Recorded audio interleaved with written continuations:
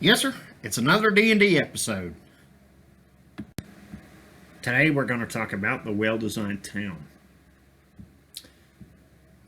It's one of the most essential spots your adventurers will ever go is a town.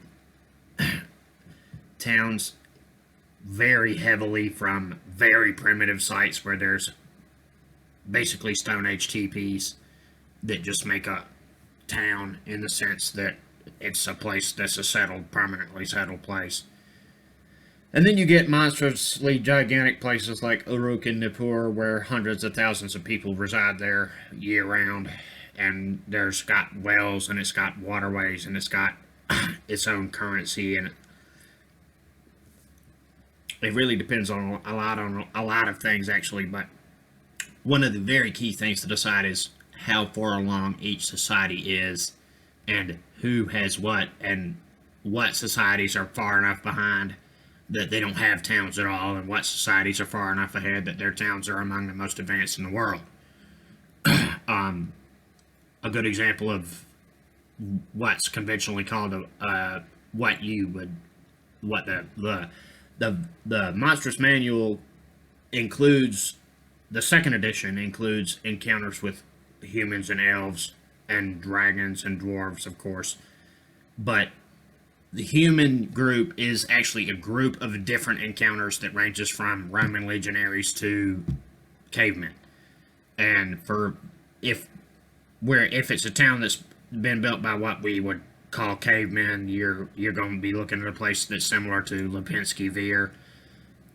Whereas if you're looking at a culture that's on a similar level to Rome, you might be looking at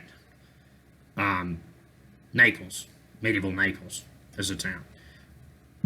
Generally, if a society has town planning already, specific areas of town have a specific and clearly dedicated purpose, such as this area over here being merchants and this area over here being temples and so forth.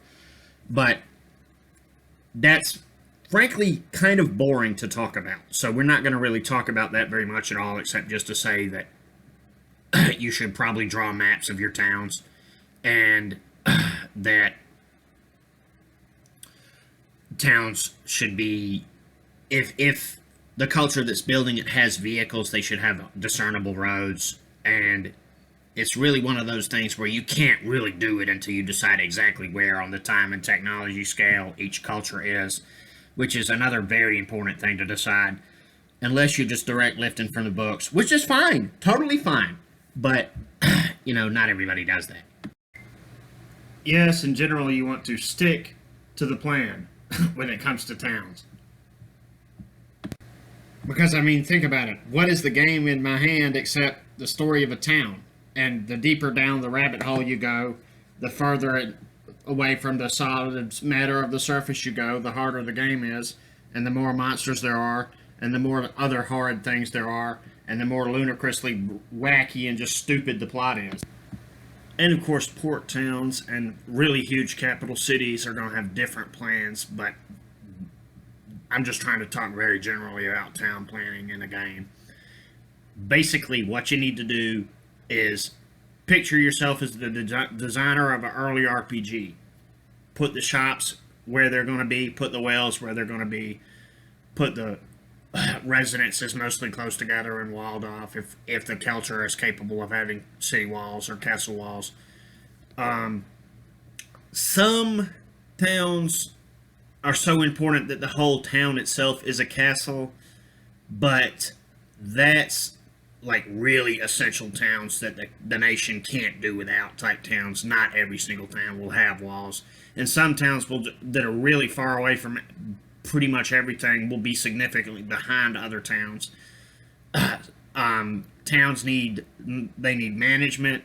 They need people who work to maintain walls and buildings, and they need sanitation. But really, that's another one of those things where town planning has to be something the culture has for those things for them to have those things, because they're just excuse me, I just ate another town earlier. I ate a town and I'm digesting it right now to try to figure out how to do this. You got to have town planning for that stuff. And it just not every town is going to have that. Not every culture is going to have that. And some cultures are just so far behind they just never have it.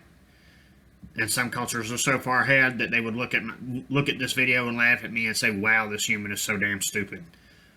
But yeah, towns are mainly one of that. Towns are one of those things most cultures are going to have, and that most cultures can't really do without. It's really on you to decide exactly where in the time and technology cultures are, and how far along they are, and what they do and don't have. That stuff has got to be decided. And if you're doing it the old-fashioned way, where it's just a universal decision, all orcs are at this level, all elves are at this level, blah blah blah, that makes it a good bit easier. But it's a little bit less realistic, because in reality, as we know, some countries are far behind others, and some are not, and some are far ahead of others. So it's realistic to put them generally in the same milieu of they're all at or near Stone Age, they're all at or near Bronze Age, they're all at or near Iron Age, etc. But make them have some variation, so that some are early Stone Age, some are old Stone Age, some are early Bronze Age, some are old Bronze Age, etc. So that even though they're the same species, they have different towns that are not just cookie cutter copies of each other.